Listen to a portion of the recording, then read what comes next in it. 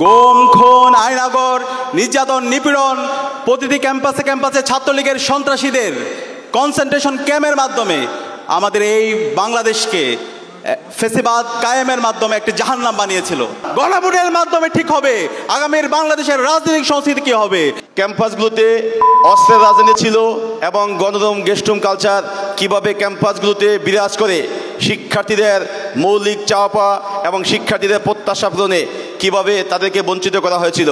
শিক্ষার্থীরাই বলেছিল যে ছাত্র শিবিরকে আমরা গত 15-16 বছর ধরে যেভাবে আমাদের কাছে উপস্থাপন করা হয়েছিল, যেভাবে তাদের বিরুদ্ধে প্রোপাগান্ডা ছড়ানো হয়েছিল, যেভাবে বলা হয়েছিল যে তারা কতটা নৃশংস এভাবে উপস্থাপন করা হয়েছিল, সেই ব্যাপারগুলো যে পুরোটা মিথ্যা ছিল আমরা এই জুলাই বিপ্লবের পরবর্তী 1 বছরে একেবারে নিশ্চিত হয়েছি। ছাত্র শিবিরের উপর যে নির্যাতন নিষ্পেষণ করা হয়েছে এর ফলস্বরূপ এদেশের ছাত্র জনতা জুলাই বিপ্লব পরবর্তী সময়ে দেখেছে যে ইসলামী ছাত্র শিবির সম্পর্কে যে ধরনের কথা বলা হয়েছে, ইসলামী ছাত্র শিবির বরং তার সাথে সম্পৃক্ত নয়, ইসলামী ছাত্র শিবির শিক্ষার্থীদের মাঝে কাজ করতে চায়। আজকের সংবর্ধনা অনুষ্ঠানের শুরুতেই গভীর শ্রদ্ধার সাথে স্মরণ করছি শহীদ আব্দুল মালেক ভাই থেকে শুরু করে আজাদী আন্দোলনের সকল শহীদদের, বিশেষ করে জুলাই বিপ্লবের শহীদ আবু সাইদ, শহীদ ওয়াসিম, শহীদ শান্ত, শহীদ আলী রায়হান সহ সকল শহীদদের আল্লাহ পাক সুবহানাহু ওয়া তাআলা সকল শহীদদের জান্নাতুল ফেরদৌসের মেহমান হিসেবে কবুল করুক, আল্লাহুম্মা আমিন। সম্মানিত উপস্থিতি, আজকের যে আয়োজন সে আয়োজনটি একটি ঐতিহাসিক আয়োজন। আজকে যেই 4টি বিশ্ববিদ্যালয়ে ছাত্র সংসদ নির্বাচন হয়েছে সে নির্বাচন শহীদদের রক্তের উপর হয়েছে। আমাদেরকে ভুলে গেলে চলবে না, দীর্ঘ ফেসিবাদী আমলে বাংলাদেশের শাসন কাঠামো কেমন ছিল। স্টাইল হোক রুচিশীল, পরিচয় হোক রাজকীয়, e commerce platform palace of classy, যেখানে ফ্যাশন মেলে আত্মবিশ্বাসে। শীতের হুডি হোক বা গরমের আরাম, আমরা আছি আপনার পাশে। 100% অরিজিনাল প্রোডাক্ট, দেশের যে কোনো প্রান্তে, ফ্রি হোম ডেলিভারি। অর্ডার করতে ইনবক্স করুন এখনই। Palace of classy, B classy, be confident. গুম, খুন, আইনাগর, নির্যাতন, নিপীড়ন, প্রতিটি ক্যাম্পাসে ক্যাম্পাসে ছাত্রলীগের সন্ত্রাসীদের কনসেন্ট্রেশন ক্যাম্পের মাধ্যমে আমাদের এই বাংলাদেশকে ফেসিবাদ কায়েমের মাধ্যমে একটি জাহান্নাম বানিয়েছিল। আজকে আমাদের শহীদদের আত্মত্যাগের মাধ্যমে, আমাদের গাজীদের স্যাক্রিফাইসের মাধ্যমে আজকে আমরা নতুন বাংলাদেশ পেয়েছি। সুতরাং আমাদের শহীদরা যে জন্য জীবন দিয়েছে একটি বৈষম্যহীন ইনসাফ ভিত্তিক বাংলাদেশ বিনির্মাণ করা। এখন আমাদের মূল দায়িত্ব হবে শহীদদের আকাঙ্ক্ষার আলোকে এই নতুন বাংলাদেশ বিনির্মাণ করা। এখন নতুন বাংলাদেশের রাজনীতি হবে ওয়েলফেয়ার অ্যান্ড পলিটিক্স সেন্ট্রিক রাজনীতি। নতুন বাংলাদেশে মাসল পলিটিক্স চলবে না, চাঁদাবাজের রাজনীতি চলবে না, টেন্ডারবাজের রাজনীতি চলবে না, নতুন বাংলাদেশে ফাও কাওয়ার রাজনীতি চলবে না। যারা ফেসিবাদী রাজনীতি, সে দিল্লির বয়ান, ফেসিবাদী বয়ান, মুজিববাদী যে বয়ান আছে সে বয়ান যারা আবার ফিরে নিয়ে আসতে চাইবে, বাংলাদেশে ফেসিবাদের যে পরিণতি হয়েছিল তার চাইতে খারাপ পরিণতি আপনাদের হবে। আমরা সবাইকে অনুরোধ করব, বাংলাদেশের সকল রাজনৈতিক দল, ছাত্র সংগঠন জুলাইয়ের আকাঙ্ক্ষাকে ধারণ করার জন্য, শহীদরা যে জন্য জীবন দিয়েছে সে আকাঙ্ক্ষাকে যেন আমরা ধারণ করি। আমরা সবাইকে শ্রদ্ধার সাথে বলবো, যারা প্রবীণ রাজনীতিবিদ আছে আমাদের কাছে মনে হচ্ছে আপনারা জুলাইয়ের আকাঙ্ক্ষাকে ধারণ করছেন না। আপনাদের মধ্যে আমরা দাম্ভিকতা দেখতে পাচ্ছি। আজকে যে নতুন বাংলাদেশ পেয়েছেন সেই বাংলাদেশ আমাদের শহীদদের আত্মত্যাগের মাধ্যমে এসেছে। সুতরাং শহীদদের যে প্রত্যাশা, শহীদ পরিবারের যে প্রত্যাশা, নতুন বাংলাদেশের সবার যে প্রত্যাশা, সেই প্রত্যাশার কথাগুলো যেন আমরা ভুলে না যাই। আমরা সবাইকে অনুরোধ করব, আজকে আমরা দেখতে পেয়েছি বিগত ফেসিবাদী আমলে একটা দল সবসময় মুক্তিযুদ্ধ ইন্ডাস্ট্রি দিয়ে সবসময় ফ্রেমিং করতো, শাহবাগ কায়েম করার মাধ্যমে বাংলাদেশে ফেসিবাদ কায়েম করেছিল। আমরা যখন নির্বাচন করছিলাম সে নির্বাচনের ক্যাম্পেইনের সময় আমরা আরেক ধরনের ব্যবসায়ীদেরকে দেখতে পেয়েছি যারা সবসময় জুলাইকে ব্যবসা করতো, জুলাই নিয়ে চেতনা ব্যবসা। আমরা বলতে চাই এই নতুন বাংলাদেশে মুক্তিযুদ্ধ ইন্ডাস্ট্রির ব্যবসা চলবে না, একই সাথে জুলাইয়ের যারা চেতনা ব্যবসা করতে চাইবে সেই ব্যবসাও চলবে না। জুলাইয়ের আকাঙ্ক্ষাকে ধারণ করে যারা নতুন বাংলাদেশ বিনির্মাণ করতে চাইবে সেই ব্যবসা সেই রাজনীতিই চলবে। আমি সবাইকে অনুরোধ করব, জুলাইয়ের আকাঙ্ক্ষাকে ধারণ করুন। অন্তর্বর্তীকালীন সরকার আজকে শহীদদের রক্তের উপর বসেছে, যে জন্য আজকে অন্তর্বর্তীকালীন সরকারকে আমরা আজকে ক্ষমতায় বসিয়েছি, সেই স্পিড থেকে আজকে অনেক দূরে সরে গিয়েছে। আজকে অন্তর্বর্তীকালীন সরকারের প্রধান এবং প্রথম কাজ ছিল জুলাইয়ের শহীদদের আকাঙ্ক্ষাকে ধারণ করে খুনি হাসিনা এবং তার দোসরদের বিচারের আওতায় নিয়ে আসা। কিন্তু আজকে 1.5 বছর হয়ে গেল খুনি হাসিনা এবং তার দোসরদের বিরুদ্ধে একটি রায় পর্যন্ত এখন দিতে পারে নাই। একই সাথে অন্তর্বর্তীকালীন সরকারের দায়িত্ব ছিল আজকে আমাদের যে ফেসিবাদী কাঠামো আছে সেই ফেসিবাদী কাঠামোকে ভেঙে চুরমার করে দেওয়া এবং নতুন রাজনৈতিক সংস্কৃতি বিনির্মাণ করা। কিন্তু আজকে অন্তর্বর্তীকালীন সরকারের পক্ষ থেকে, ঐকমত্য কমিশনের পক্ষ থেকে যেই আমাদের সংস্কার প্রস্তাবনা দিয়েছে, সেই সংস্কার প্রস্তাবনা বাংলাদেশের মেজর পলিটিক্যাল পার্টিসগুলো তারা বিরোধিতা করছে। আমরা হুঁশিয়ার করতে চাই, আপনারা যদি সাবধান না হন, আপনারা যদি সে ওল্ড ফ্যাশন পলিটিক্স করতে চান, তাহলে আপনাদের পরিণতি খুব খারাপ হবে। সংস্কারের যে প্রস্তাবনা এসেছে, রাষ্ট্র সংস্কারের যে প্রস্তাবনা এসেছে, সেই সকল প্রস্তাবনা ঠিক করবে জনগণ, গণভোটের মাধ্যমে ঠিক হবে আগামীর বাংলাদেশের রাজনৈতিক সংস্কৃতি কী হবে। আপনারা যদি সে জায়গায় নোট অফ ডিসেন্ট দেন, আপনারা যদি সংস্কার প্রস্তাবনার বিরুদ্ধে ভেটো দেন, তাহলে বাংলাদেশে ফেসিবাদের যে পরিণতি হয়েছিল তার চাইতে খারাপ পরিণতি আপনাদের হবে। আমি সকল রাজনৈতিক দলকে এবং সকল ছাত্র সংগঠনকে অনুরোধ করব, এখনো সময় আমাদের ন্যাশন বিল্ডিংয়ের জন্য। বাংলাদেশ রাষ্ট্রের আজকে 54 বছর আমরা এত রক্ত দেওয়ার পরও, ঐতিহাসিক সুযোগ পাওয়ার পরও আমাদের বাংলাদেশকে যদি আমরা বিনির্মাণ করতে না পারি, তাহলে আমাদের এই শহীদরা আমাদেরকে ক্ষমা করবে না। আমি সবাইকে অনুরোধ করব, আপনারা এখনই জাতীয় ঐক্যমত্যের ভিত্তিতে আমাদের ন্যাশন বিল্ডিংয়ের জন্য একসাথে কাজ করেন। যে সংস্কার প্রস্তাবনাগুলো এসেছে রাষ্ট্র সংস্কারের জন্য, ফেসিবাদের যে উপাদানগুলো আছে সেগুলোকে সমলোৎপাটন করার জন্য সবাই ঐক্যবদ্ধভাবে কাজ করি। একই সাথে আজকের এই সম্মেলন থেকে আমি অন্তর্বর্তীকালীন সরকার, বাংলাদেশের সকল শিক্ষা প্রতিষ্ঠানে যারা প্রধান আছেন সবাইকে আহ্বান করব, আমাদের প্রতিটি ক্যাম্পাসে ক্যাম্পাসে ছাত্র সংসদ নির্বাচন দিয়ে দিতে হবে। জুলাই শহীদদের অন্যতম আকাঙ্ক্ষা হচ্ছে বাংলাদেশের প্রতিটি ক্যাম্পাসে ক্যাম্পাসে শিক্ষার্থীদের নির্বাচিত প্রতিনিধিরাই নেতৃত্ব দিবে। সুতরাং বাংলাদেশের বাকি যে ক্যাম্পাসগুলো আছে, যে কলেজগুলো আছে, সকল ক্যাম্পাসে দ্রুত সময়ের মধ্যে ছাত্র সংসদ নির্বাচন দিয়ে দিতে হবে এবং শিক্ষার্থীদের নির্বাচিত প্রতিনিধিরাই জুলাইয়ের আকাঙ্ক্ষাকে ধারণ করে একটি বৈষম্যহীন ইনসাফ ভিত্তিক ক্যাম্পাস এবং বৈষম্যহীন ইনসাফ ভিত্তিক বাংলাদেশ বিনির্মাণের জন্য তারা কাজ করবে এবং তারাই আগামীর বাংলাদেশের নেতৃত্ব দেবেন ইনশাআল্লাহ। সে উদাত্ত আহ্বান জানিয়ে আমি আমার কথা এখানে শেষ করছি। আসসালামু আলাইকুম। আমি বক্তব্যের শুরুতেই পরম শ্রদ্ধার সাথে স্মরণ করছি 2024-এর গণ অভ্যুত্থানের যে সকল বীর শহীদেরা তাদের বুকের তাজা রক্ত দিয়ে আমাদেরকে ফেসিবাদ থেকে মুক্তি দিয়েছেন। শ্রদ্ধার সাথে স্মরণ করছি ফেসিবাদী আমলে রাজনৈতিক প্রতিহিংসার কারণে নিহত হওয়া, গুমের খুনের শিকার হওয়া সকল শহীদদের এবং যারা এখনও 24-এর গণ অভ্যুত্থান এবং গণ অভ্যুত্থানের পূর্ববর্তী সময়ে রাজনৈতিক প্রতিহিংসার শিকার হয়ে আহত হয়ে হাসপাতালের বেডে শুয়ে আছেন, তাদের সুস্থতা কামনা করছি। সমানন্দ উপস্থিতি, আপনারা জানেন দেশের এমন এক পরিস্থিতিতে বাংলাদেশের বিশ্ববিদ্যালয়ের ছাত্র সংসদগুলো নির্বাচিত হয়েছে। এই পরিস্থিতিতে আমাদের সামনে শুধুমাত্র ক্যাম্পাসের শিক্ষার্থীরাই নতুন ক্যাম্পাস বিনির্মাণের জন্য প্রত্যাশা রাখছেন না। আমাদের সামনে, আমাদের দিকে তাকিয়ে আছেন পুরো বাংলাদেশের মানুষ। দেশের এই গণ অভ্যুত্থান পরবর্তী সময়ে যখন ডাকসু, জাকসু, চাকসু, রাকসু সহ অন্যান্য শিক্ষা প্রতিষ্ঠানের দীর্ঘদিন যাবৎ আমরা গণতান্ত্রিক পদ্ধতিতে শিক্ষার্থীদের বৈধ যে ছাত্র প্রতিনিধি, সেই প্রতিনিধি নির্বাচিত হওয়া থেকে বঞ্চিত ছিলাম।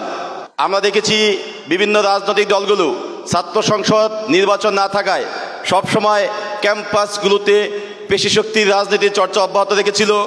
আমরা দেখেছি ক্যাম্পাসগুলোতে অস্ত্রের রাজনীতি ছিল এবং গণরুম গেস্টরুম কালচার কিভাবে ক্যাম্পাসগুলোতে বিরাজ করে শিক্ষার্থীদের মৌলিক চাওয়া পাওয়া এবং শিক্ষার্থীদের প্রত্যাশা পূরণে কীভাবে তাদেরকে বঞ্চিত করা হয়েছিল। আমরা গণ অভ্যুত্থান পরবর্তী সময়ে যেই সময়টাতে ছাত্র সংসদের আমরা প্রতিনিধি নির্বাচিত হয়েছি, এই সময়টাতে শুধুমাত্র ক্যাম্পাসকে নতুনভাবে বিনির্মাণ করলে চিন্তা করলে হবে না, এই সময়টাতে আমাদের দেশকে নতুনভাবে বিনির্মাণের জন্য চিন্তা করতে হবে।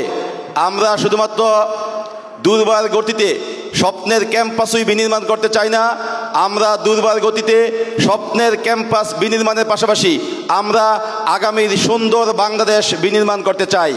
যেই বাংলাদেশে আর কখনো ফেসিবাদী শাসন কায়েম হবে না, যেই বাংলাদেশে আর কখনোই আবু সাইদের মতো পুলিশের বুকের সামনে বুক পেতে দেওয়া লাগবে না, যেই বাংলাদেশে কখনোই শান্তর মায়ের চোখের পানি আর পতিত হবে না। সম্মানিত উপস্থিতি, আমরা আগামীর বাংলাদেশ বিনির্মাণের জন্য এই 4টি বিশ্ববিদ্যালয়ে নির্বাচিত প্রতিনিধি সহ আগামীতে যে সকল ছাত্র সংসদগুলো নির্বাচন হবে, সবাইকে নিয়ে কাঁধে কাঁধ মিলিয়ে আগামীর সুন্দর একটি বাংলাদেশ বিনির্মাণ করতে চাই। এবং দেশের এই পরিস্থিতিতে যদি আমাদেরকে একসাথে রাজপথে নেমে আন্দোলন সংগ্রাম করা লাগে, তার জন্য আমরা প্রস্তুত থাকবো ইনশাল্লাহ।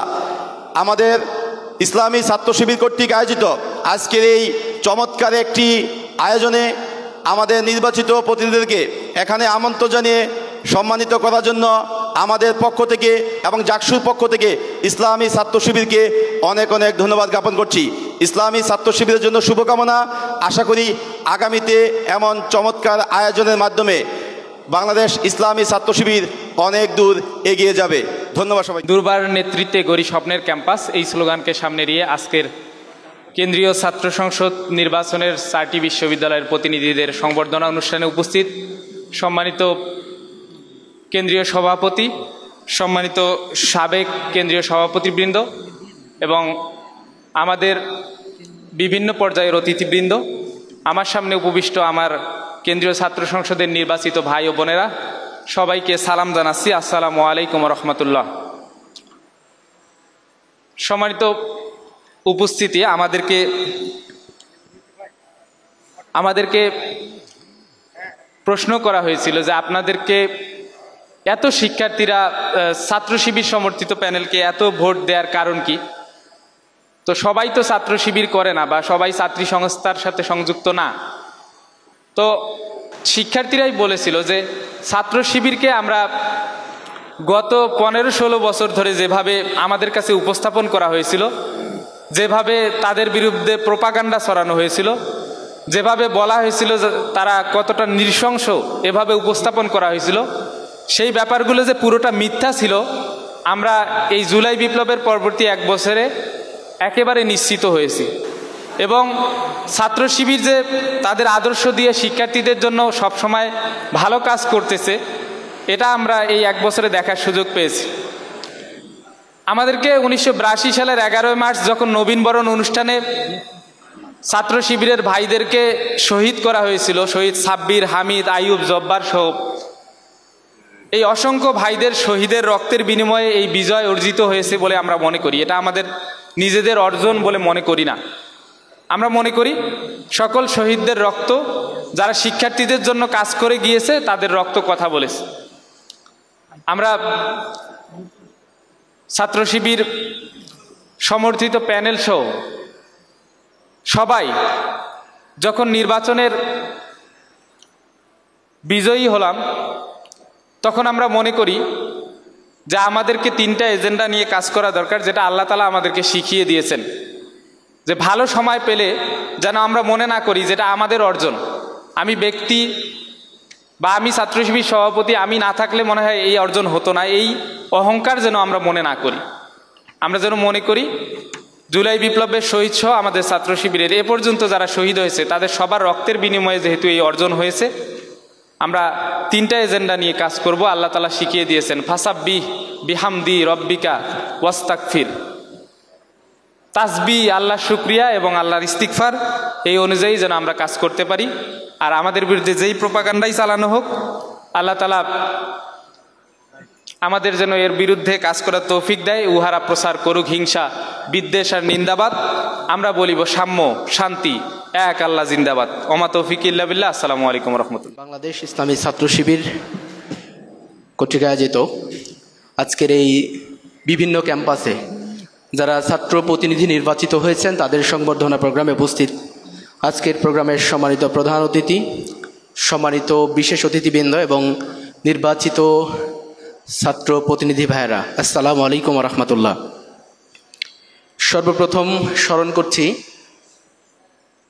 আমাদের বাংলাদেশের স্বাধীনতা থেকে শুরু করে আজ অবধি প্রত্যেকটি গণতান্ত্রিক এবং অধিকার আদায়ের আন্দোলনে যারা শহীদ হয়েছেন, বিশেষ করে জুলাই গণ অভ্যুত্থানে আমাদের সারা দেশে যে সকল ভাইরা শহীদ হয়েছেন, বিশেষ করে আমাদের প্রিয় ক্যাম্পাস চট্টগ্রাম বিশ্ববিদ্যালয় থেকে আমাদের 2 জন ভাই শহীদ হয়েছেন, শহীদ তরুয়া এবং শহীদ ফরহাদ। আমরা তাদের শ্রদ্ধা ভরে স্মরণ করছি।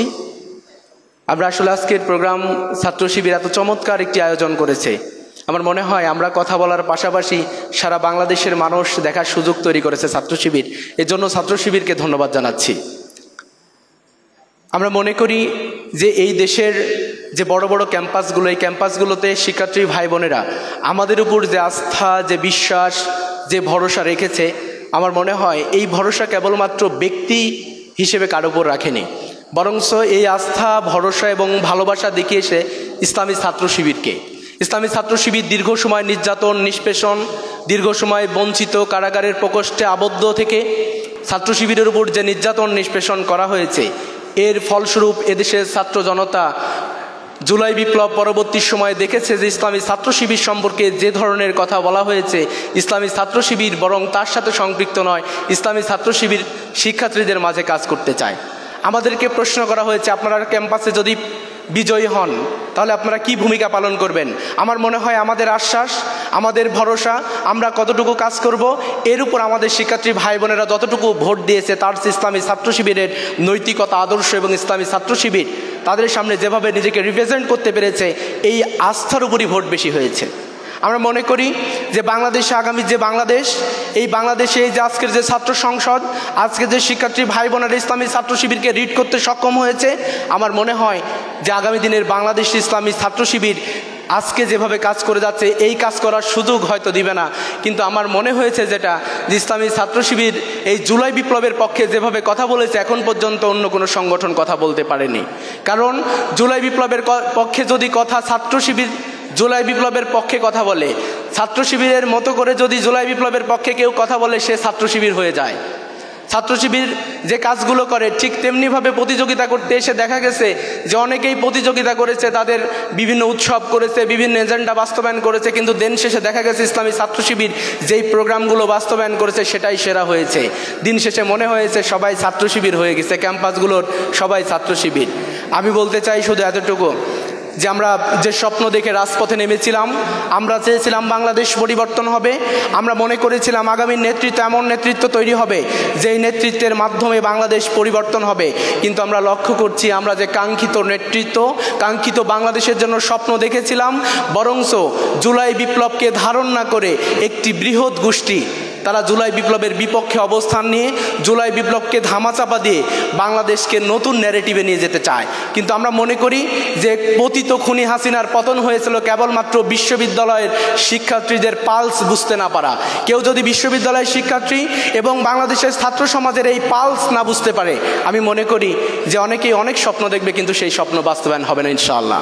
এজন্য আমি দেশবাসীকে এবং ইসলামী ছাত্র শিবিরকে এবং ছাত্র সমাজকে উদারত আহ্বান রাখতে চাই, আমরা জুলাই বিপ্লবের পক্ষে কথা বলতে চাই যতক্ষণ পর্যন্ত আমরা জুলাইয়ের এই শহীদদের সাথীরা বেঁচে আছি। আমরা জুলাই শহীদদের পক্ষে কথা বলতে চাই যতক্ষণ পর্যন্ত আমাদের জুলাই শহীদদের মায়েরা আমাদের জন্য দোয়া করে। আমরা জুলাই শহীদদের পক্ষেই কথা বলতে চাই যতদিন পর্যন্ত তারা যার জন্য শহীদ হয়েছে সেই বাংলাদেশ আমরা বিনির্মাণ করতে না পারি। সবাইকে ধন্যবাদ জানাচ্ছি। আসসালামু আলাইকুম ওয়া রাহমাতুল্লাহ।